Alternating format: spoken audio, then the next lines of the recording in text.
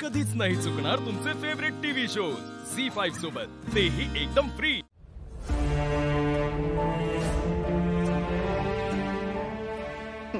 बाबा,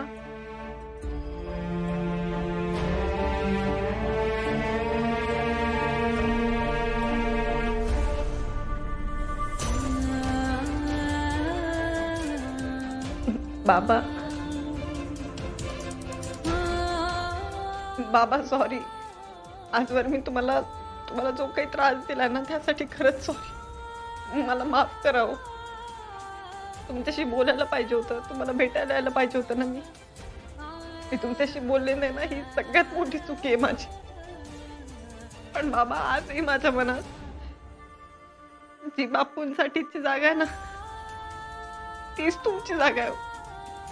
माझ्याकडनं अर्जुनने असं वचन घेतलं, मी तरी काय करणार होते। मला खूपदा वाटलं तुम्हाला भेटावं, तुमच्याशी येऊन बोलावं, पण मी काय स्वतःला रोखायचे। बाबा, तुमच्या नातवाला पण भेटवायचे हो तुम्हाला, म्हणजे तुम्ही भेटलाय त्याला या आधी नर्सरीत।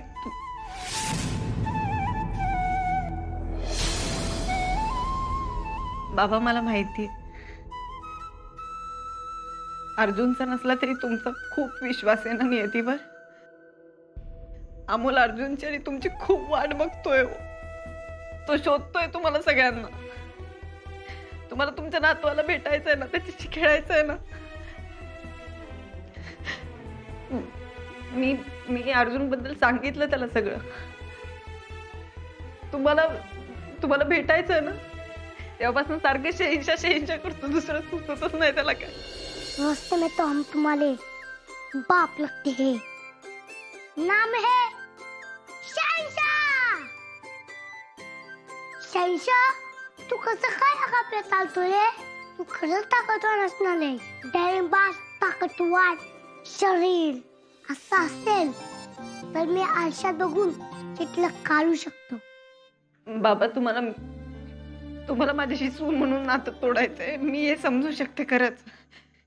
मी ते नर्सरीत ऐकलं, ते अजून लक्षात आहे माझ्या। सून पुण्यात आहे, तर एकदा बी भेटायला आली नाही ना। माझ्या नातवाला कधी भेटवलंय मला तुम्ही?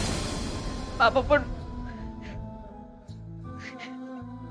लेक म्हणून आता नका तोडू। मी अर्जुनच्या आणि तुमच्यामध्ये खरंच नाही येणार, खरंच नाही। तुम्ही जसं म्हणताय ना तसं सगळं होईल।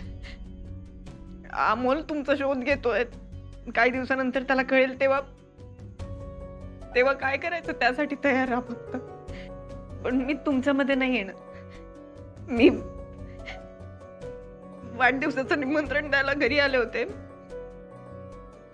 बाबा। आदल्या दिवशी अमोलला हे सगळं सांगितलं आणि दुसऱ्या दिवशी डिवोर्स पेपर।